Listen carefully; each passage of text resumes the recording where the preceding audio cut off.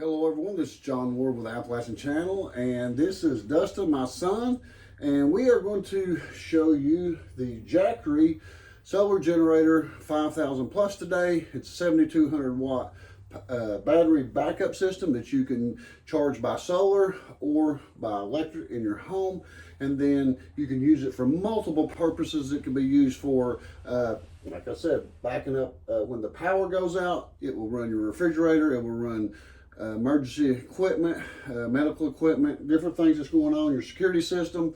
And that way you'll have a battery backup without a gas generator running. I know gas generators work, but they really know it. Plus, your beacon of light when the grid goes dark. So today we're going to wire it up. This is definitely recommended to have an electrician do it, but we're on a schedule to get this video done, so we're going to do it because it's not really that hard, especially since up here we already have no ceiling in here, and we can get in here and run the wires down on both sides really easy.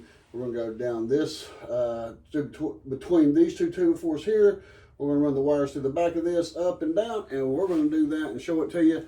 And but don't take our advice. This is not electrical advice. We're just getting it done as homeowners, but definitely unless you're used to doing something like this, make sure you read the instructions. And they do come with instructions right here on the inside of the door that we can see, and it comes with a booklet also that tells you how to wire it up. Here is the manual, and we looked it over, and I'm going to let Dustin tell you a little bit now about the battery itself. Now, if you just want a battery backup in your house, you don't actually have to have this. You can use the solar generator, the Jackery 5000 plus, because it is portable and you can move it to a refrigerator or a piece of medical equipment or whatever. And we're going to show you, start out showing you the features on this before we start installing it. And I'm going to let Dustin tell you about that. You ready to tell them about Dustin? Yeah. All right, some of the great functions about the Explorer 5000 Plus that a lot of the other units don't have is the 12 volt accessory plug. You've also got two USB-C, two USB-A, and 4 110 volt 20 amp plugs from the front for individual home use. Let's plug a light in here. You see, it has no problems running LEDs and smaller stuff especially. This is more of a essential home unit. You've also got two 240 volt plugs on the side, individual circuit breakers for the control. And then on this side, this is your DC input. You've got a high voltage PV and standard low voltage PV imports on them, as well as an expansion plug and your 120 volt input for home charging. For easy carrying, got a great sturdy little handle, two rear wheels, a handle underneath it for individual carrying, and casters that lock so that if you need to lock it in place, it won't roll anywhere on you and cause any problems. Another great function of the Jackery is it's actually home connectable. You can access the Jackery app and monitor everything going on with your grid at the time. Right now, just the one light that we're running is pulling about 17 watts. We can run it for about 38 hours on the charge that we've got. You can see that it indicates the battery control output. It shows whatever that you're putting into it for the grid tie, as well as whatever the home's using as well.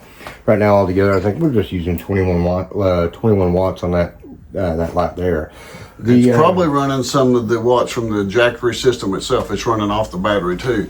So yeah. This is on and powered up, but it's not connected to the grid. I guess that light right there, once we get it connected to the grid, that will light up. Well, one good thing with it too is it does have expansion. What you see is AC1.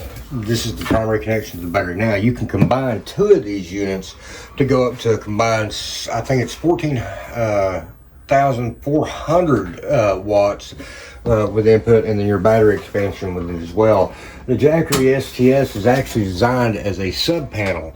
Once you connect, you're removing a breaker or whatever breakers that you're wanting from this panel and moving to here, and your grid tying, your connection coming into the top. We're going to actually take and tie through the back. We're going to remove this front panel, drill through the back of here, and run our wiring up the wall over and down into our box. We're using a 100 amp breaker, 100 amp wiring, and then I believe we're using 12-2 wiring for our primary or essential services that we're going to be running off this system.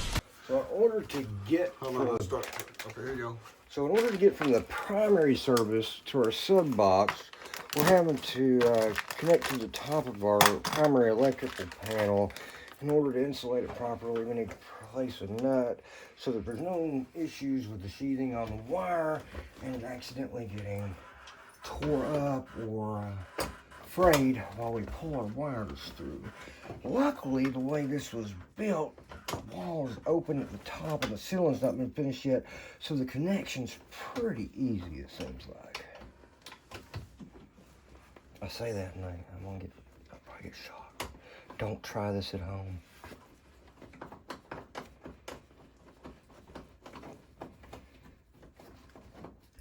Alright, so our nut and our guard there is now in place for our 100 amp wire to come through. There we go. And we've got to go back to Lowe's. We decided we didn't have enough room at the bottom. We first said we might do it at the bottom, but we're gonna drill this 1.5 inch hole here with our hole saw, and then we're gonna run straight up because the ceiling's not been put in yet. And then right here, this will be corrugated aluminum.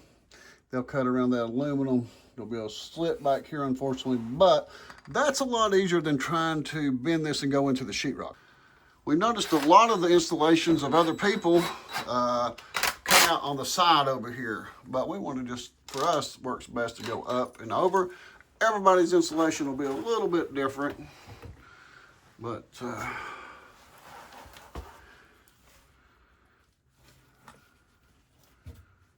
I'd come closer to the edge, make sure that you can get to the edge. I'd get to the edge a little closer because we don't want them wires. We're gonna deal with them wires.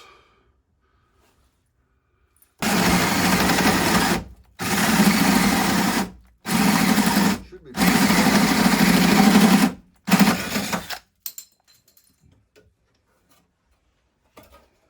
All right, guys. Originally, when we opened up, we thought we'd run it through the back, but there wasn't enough room back there once we took this off. So we're gonna run it through the top. And Dustin's done drilled the hole up here. We've got some plastic 1/2 inch PVC conduit here. It's gonna go up and down. We're gonna go right up in the middle right there. And we're gonna run that wire and start hooking her up. Shouldn't take long. It looks like maybe about an hour and 10 minutes operation once you got all your things that you need. We also had to put some ground post right here that will hold this 2-gauge wire because it's not set up to take 2-gauge in here. So these are adapters we got in here. So you ready, Dustin? Oh yeah. Alrighty. Got throw that breaker. Go ahead and throw that breaker just to be safe. I know an electrician usually leave it on without no problem, but since we're not as familiar, we're gonna turn it off. But you know what? Just turned it off, and guess what? We didn't lose lighting at all because we're running on the Jackery right here. It's running all of our lights. So we're done running on the Jackery. The power's off. See if we can get that run up in there and get this thing hooked up.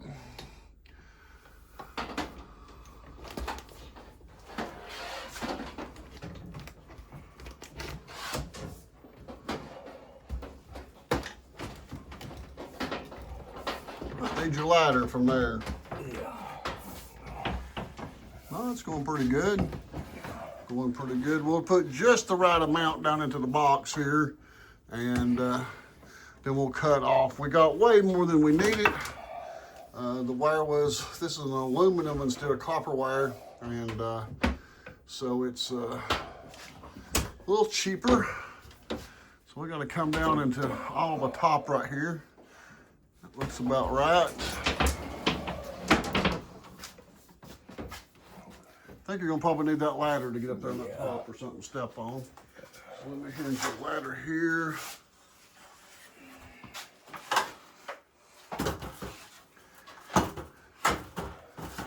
And we've not seen any videos online at this point. actually showing the installation of it, but we thought it was kind of important to show how easy it really is. It seems very complicated at first. You're thinking, oh my goodness, this is crazy, but especially for a professional electrician, this is not that bad. So our biggest problem is getting down in that bend right there, I guess, ain't it, Dustin? No, it's going to pretty Going a little bit of that.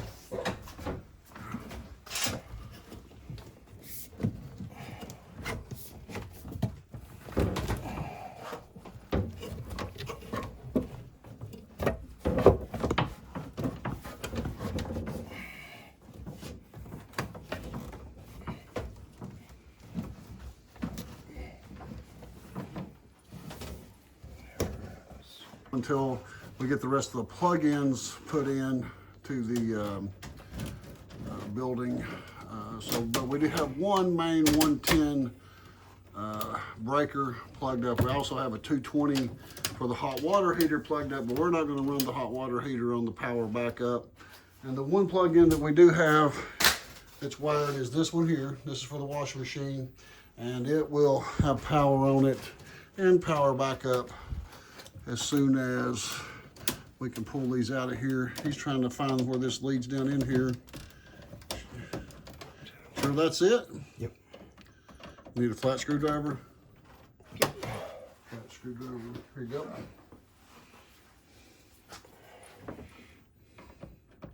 So we're gonna pull this wire out and up, and hopefully it's gonna fit right back down on that side if we have any luck. All right, so we also found the refrigerator plug. We're gonna go ahead and pull it on this route. It's only gonna take one. It's got a single breaker just for the refrigerator, so that makes it really easy for us to pull this out and add it into the smart transfer switch. And that way, if the power goes off, the refrigerator will continue to run. And he's taking that wire out right now. We pretty much got it all wired up. We got our 100 amp wired in there. Our ground's wired in, and now we're moving the refrigerator, and we're going to remove a few more of these breakers once we figure out where they go to. Stacy might have to help us, the guy, or my contractor, to show me which ones are upstairs bedroom. I'd like to have the upstairs bedroom on here, and I'm not seeing that, but we can do this at any time. The good thing about our system, we don't have a ceiling in here yet. Makes it amazing for us to be able to install this. So easy. It's going to take both breakers maybe an hour, a little over an hour to install this, looks like right now. So let's get that one pulled up and out. You need a ladder to get up there? I guess you're going to need to. Okay. He's going to pull that out. Then we're going to run it right back down that tube. And we'll put that breaker in on the other side.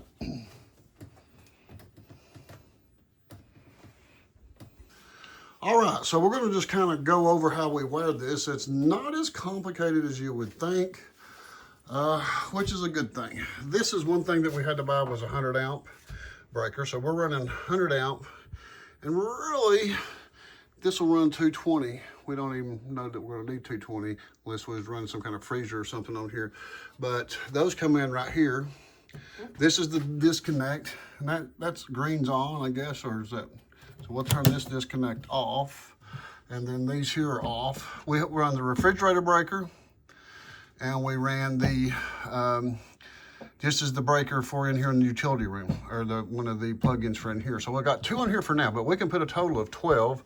We can move these from here as I need to, and I'm gonna do about 2 more once we get some more of the wiring done. So the whole time tonight, we've been working with all of these lights on that you see here, that LED, that LED, that LED, and it's been running on the Jackery. And final thing to go on the cover plate here on this system for tonight. This one won't get the cover plate tonight because we still got more breakers to put back in here and take out. But it was very easy. This is our 100 amp 2 gauge wire, runs over. This is wired. We can run 220 on this, although we probably never will. It is wired for it now.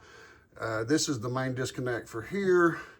And this is the one breaker that's hooked up now, and this is a refrigerator, and we still got to put a plug in the wall of the refrigerator, but we'll do that tomorrow. We don't have one tonight, and that way we can run power off that for now. But right now we're running on the grid, and Dustin has his finger on a little safety switch right there. When he takes it off, we're going to lose power, but he's going to stick this panel right back on. So, and then we're going to show you how this works. He's trying to, oh, there you go. See, don't let power go through some reason when, now that he's got it back on, the power come right back on. We got our lights up. And, but we're running off the grid right now, which means we're running off the electric from the power company. And let's look at our Jackery. We've been running it all night here. Let's see here. We're going to try to get, we're at 65%, and I know it's hard to see on these digital cameras. The frame rate's crazy, but we're 65% on here, and we've been using it to run our saw and different things. So he's going to show you when the power goes off. We're not going to throw this breaker because it is so stiff, but we're going to throw this 100 out. It's going to go off. Power just lost. We're off grid now. And you can hear it clicking, and then all of a sudden, the power is back on, guys. What do you think about that? That's amazing. And now, we're running off. This right here, we're using a total of, and I know it's hard to see, it's turned out light there just a little bit off of that. There we go. We're running at 685 watts, and that's every light I've got out in the garage on here. So, it's working fine. It worked. The only problem we had was we had to figure out about this switch here, how this plate had to go in here, was having a little problem with that. But this is your basic wiring scheme, exactly what we've done, except we use a little heavier gauge wire. What do you think about it, Dustin? I think that for the size of system that it is and for the minimal amount invested, that it's probably one of the best systems on the market. With the 12-volt accessory plugs and the portability, plus having the home backup available as well for essential services, I gotta give it that. It's great. So we're going to close it up, and we're going to take it back on grid, and you'll hear it click. On the grid there. No, didn't hear it click that time. Oh, there it went. Something in there clicks. And so now everything's back online, and we had absolutely no problems putting it up. Show them how it rolls there. So if we needed to, we could unplug this and take it somewhere with us. Yeah, you can unplug that light there now. We've been running all of our lights tonight on the Jackery. We used a saw to cut the plastic with, and a few things like that. So very portable. I do know that if you unplug these, I've seen has a little thing that you got to push in. What you got to do with a screwdriver, maybe? Yeah, you take a flathead screwdriver, put it in there, push down for the lock assembly, and pull out. I've not locked this one back. Okay, it's not locked in yet. So, all right. So we're running on grid, and we're done on this. Well, guys, we're going to take you to couple days ago when we got the solar panels out, and we hooked this system up to the RV motorhome, and it ran the whole motorhome. So it ran both AC units, it ran your refrigerator, it ran every single piece of equipment that is in that camper. That's right. And it was able to adapt down to my 30-amp plug, no problem. So guys, watch this from the other day, and we'll be right back. All right, guys, we got her over here by the Jackery. I've had this motorhome for 2 years now, and I've taken it to many RV campsites, and sometimes you'll get a 50-watt plug-in instead of a 30. This is a 30-amp system, and you can reduce down to a 110, and we could run it on 110. That will give us 20 amps on the inside, but since this is a 220, I have an adapter that will adapt from 220 down to 30 amp 110. So it plugs in right there, and we're going to plug that in. And this is more efficient than running it on the 110 system. And I learned that from Dustin there. He was telling me. So we got her plugged in there, and we're going to turn her on right here. And let's see, right here we go. On. And we are powered up, and it just kicked in the air condition inside, and we'll be running 30 amps in there. We'll go in there and look at it. We can run for about an hour on the air condition, looks like. And you can see it using the wattage right there a little bit. We're using 1423 watts, and it came with about 28%, 26% charge on it. Let's go inside and look at the electrical panel just a second and see the amps, make sure we're getting 30 amps out of it. Alrighty guys, here's the air conditioner's running, and there we are, 30 amps. So this motorhome does have 2 air conditions. So let's give it a real test here and see what happens if it'll run both air conditions. Both air conditions are running, and we're running totally on the solar generator, the Explorer 5000, 30 amps. Let's go out and check the solar generator. We're running 1700 watts now. So adding the other air conditioner only added 300 more watts to it, so that's not bad. All right, guys, that there was showing the test we did the other day on the motorhome, on the RV, and that went really good. So we're going to probably on another video at another time hook up the solar panels and show you how those work. But I think Jackery mainly wanted to show you this system here so that you could understand how it works. And it's really handy to have the smart transfer switch, but you don't have to buy that. You can use just the solar generator down here by itself, and when your power goes off, then you'd have to plug it in yourself instead of it automatically transferring over.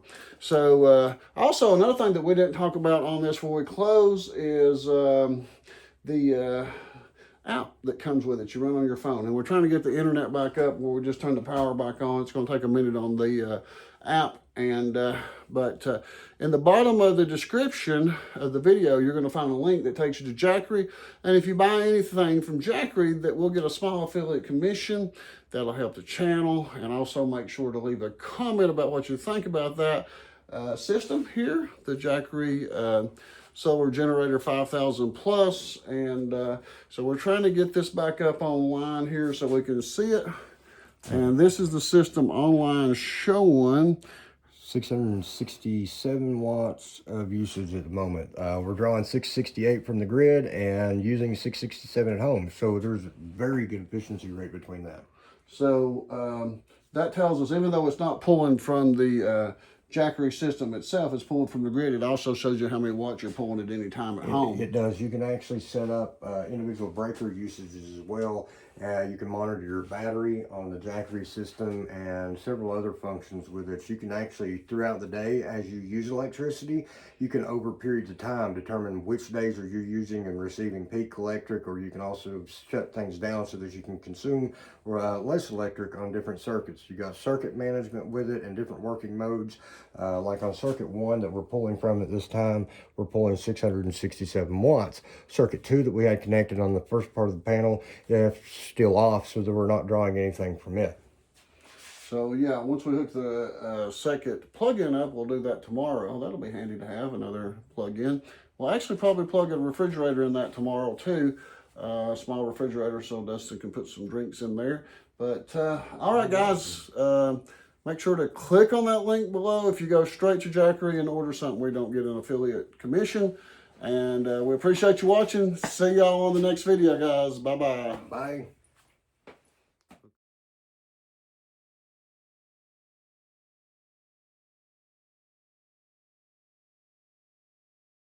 And we had it on the motorhome the other day, and we'll show you that, a little bit of that footage here at the end of the video.